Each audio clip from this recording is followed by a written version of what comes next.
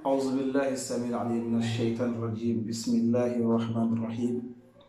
الحمد لله والصلاة والسلام الأتمان الأكملان على خير رسول الله محمد بن عبد الله وعلى آله وصحبه ومن والاه. أما بعد، السلام عليكم ورحمة الله وبركاته. ودا الله سبحانه وتعالى تيغا ودا ماما ودا أجاك وصلي على نبينا محمد صلى الله عليه وسلم إلى الله سبحانه وتعالى غنا تيغا غنا كسي أدي كارو بوندي كابالمو أدي مزوس كراكي لمبو تسرمتا مالير وانجابولا. طيب يا إخواننا، وركي جلسة كندو سلسلة سلسلة كيغا نيا فمبه كمكونا أيا غني مراحل يوم القيامة. إذن مرحلة نبينو غا والو فينو بينو غا ميباتا باني تباني دينغرا نمياني geli lexe man cankota njoppiraxe ma ñemera inchallah allahu subhanahu wa taala gana o nene cabatindi sababan konne o suwata alhamdulillah hadamarenmenga alli bireke duna yo birega ñamo xomoxo ma kalle nalliya kalle xaganaña so ma nallo xaburan ken kuna hadamarenme wasu besuge ngemaxa katta suy nangirige lenke yimmedi ay gani attaqwallahi azza wa jal ona allah kanne muto ona nyadangane taqe nan kan allah subhanahu wa ta'ala nga na ani silafanda warni allah kanne nyane fofo hada mare men dangani anga kisini duna ado la allah kanne nyane khari khair suga duna ga yanda ngane taqe nga atanan kare aga nyananda ngani khairina aya gani allah kanne nyana warjagal lagana kinni haramare men allah kanne na haram men pinu lagana agira gana agine wondini anga ndari ni anga bakka ser ken kuna ya ikhwanana ahataji kirona allah kanne nga ona nyadu dangani tak kenya sabu ngogati onta allah kanne palle kalle nyani kallen ga falle fino no haramare men bakati ya bariki bari seregan dangan tekisniya ona le ona bunkiniya meya tino dum kullahu dami ogati alla budda al insan min intiqal min al hayat ad dunya ila hayat al akhirah aw ana bi hayat al barzakhiyya thumma al akhirah khaburan birenga dononga aro le xaman ciar kallengan tari nambar yo khawajibi nyani marhala nu kane kuna o masala ngana meda ngani fiya ngana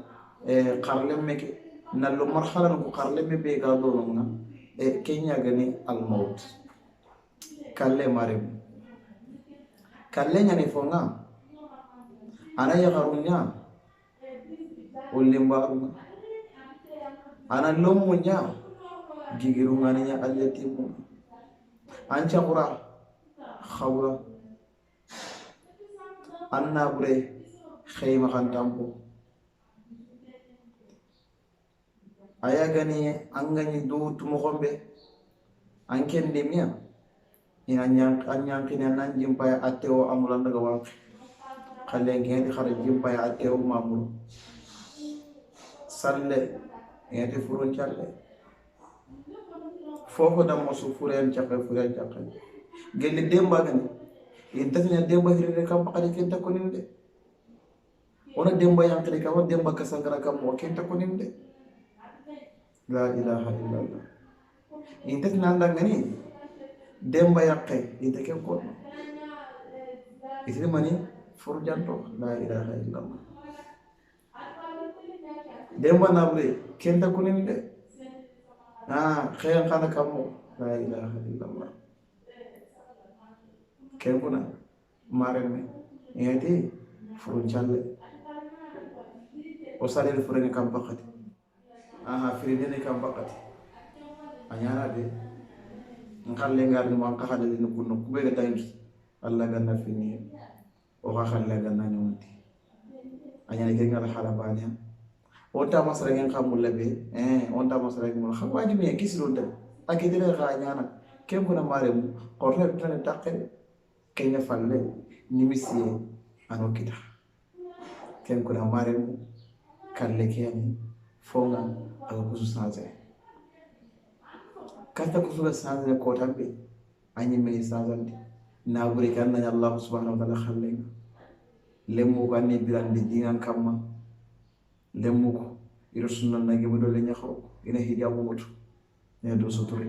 ya haruko ina do suturi et puis angana wadi khadi kallu ko gani filwa يكون قال لي مخافي يقول له أنا وجد برد يخرج تخل يقول له أنا وجد برد كم كنا مارم أنا ترينك سكان كي يخرج أنا ترينك سي يخرج يعني أشتري الدنيا والله يخرج أشتري الدنيا ودي قال لي فالله فود فود كتير يخرج يلقي كتير كومبين إنا ما ندبر إنا إيرام كلها إني بورا كم ما إنا مو ودي سكوندي كم يخرج أشتري الدنيا كن يخرج أنا بقى دو حيوان لا حول ولا قوة إلا بالله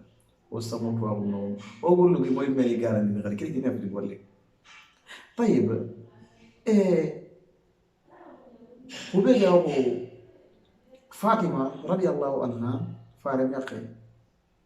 أقوى تنتخن كم أقوى سخ أوجي لا وسخر من نانتي سلم مريانتي أجانتا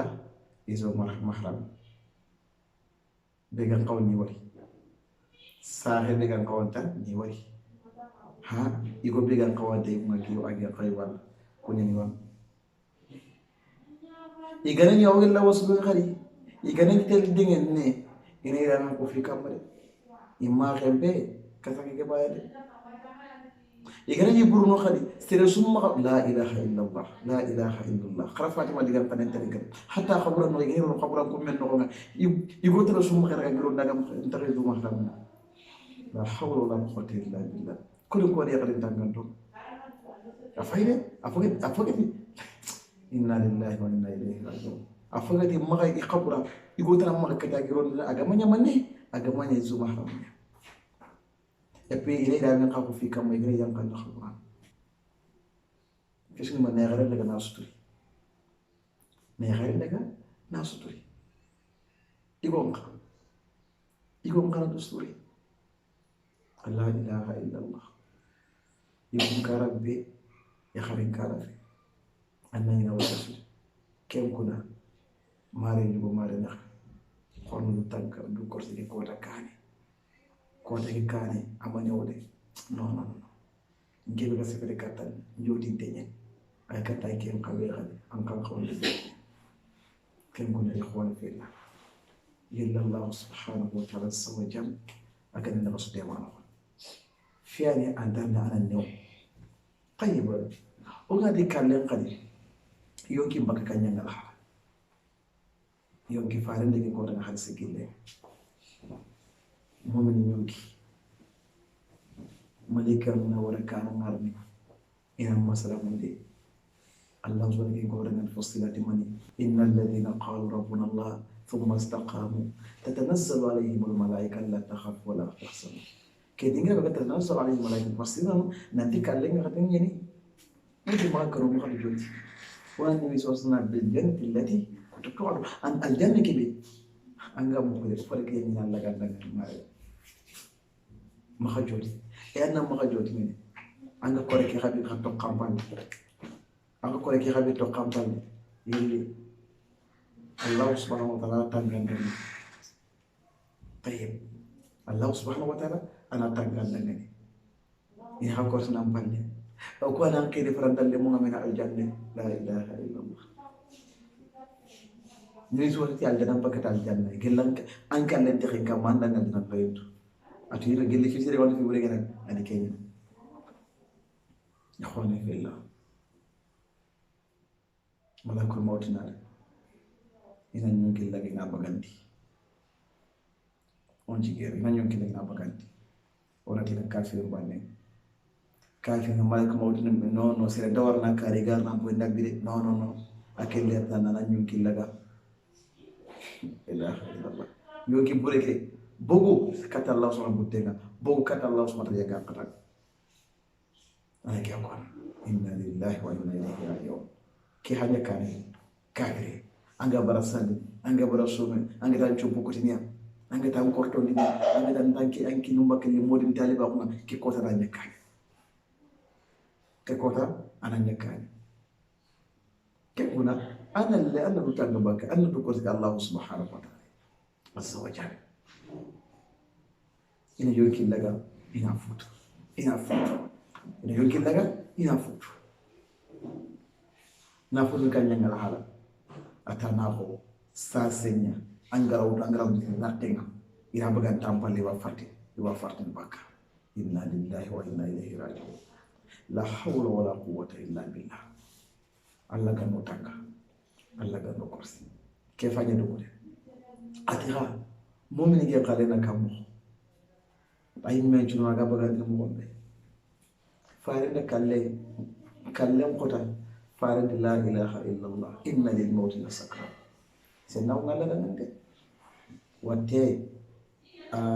tamu kalle yonki bakke kote no koy faare sallallahu alaihi wasallam ke kon anke nyaa kam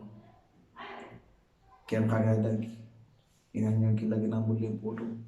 yogi ngabu ba hakati be malika no ngambe foto kake kon biya ga nyonki ba kon be bugo malika ga go de docteur Ndito ala sami kanu ko ila sami diga hobe nyana ko wattu itu ndaka fo sirono na bu len ndaka fo sirono renga ben ndaka fo sirono digo khora ko ndaka fo sirono ikhwan fillah kenda ngiyam balle kala la ilaha illallah يمكن نلقى مراق وقيل مراق وظن أنه الفراق ملكة القرآن كذي ملكة دار اليهود نيما ملكة دو يعند تام ملكة ولا دل gella ganani yonki senne jagre mu'min jang malika senda daga ikam ko ni nusu malika ha ko le ke yonki sende koy ko le ke kanali ko kasanga ko den ci ko koy yonki ngala ko ni ana kam mo ju kanali bonni ayonki bure ketta ki rew ina ke illa dinya ina illa dinya banya apa senda mo ko malika de ke tara le ma ko mulla yonki ngala ko haqqatin bi akhi manina ke balle ila nyonki ndaga biranto nya golle ko to keta o dalle falle ina fere ko to ganya kili mo kombe igam parandi mo kombe woni nam parade ina lagasine kanya ngal hala ina nya ko bosu falle do kare ina yetu na kana nyato inna wa inna ilaihi raji'un ina boto joto le pannare suya ci bure na bubu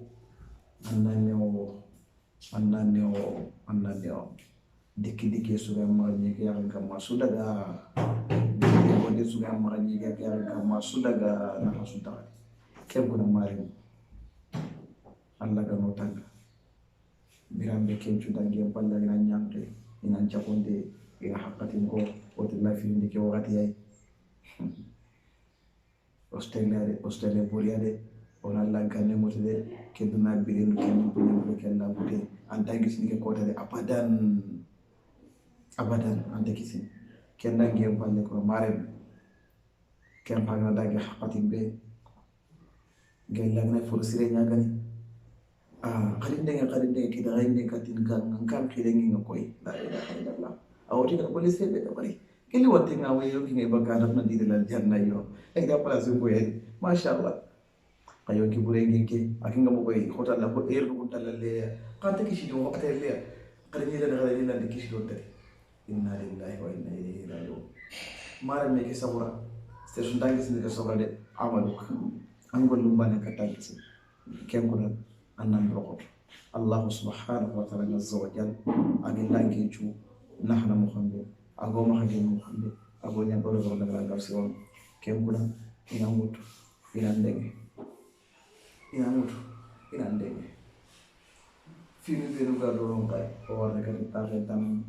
biran be dan nak igande ko do khaburan laqi diga mo be do ga do ron o wakati inshallah igando de khaburan fini be do ga do ron o wakati khayta fi nabi ila Allah subhanahu wa ta'ala ko marhaban Allah ga ni mo do Allah ga ni mo hakim ni no do yelo gara tabbe huduna kala kon Allah kan kala pata Allah ga nandi Allah ga nandi Allah ga astora ne ne na khalas da wadana na sahaba sawsi kunna no kan dina ki khidma da insha Allah كان وصلى الله على نبينا محمد وعلى آله وصحبه أجمعين.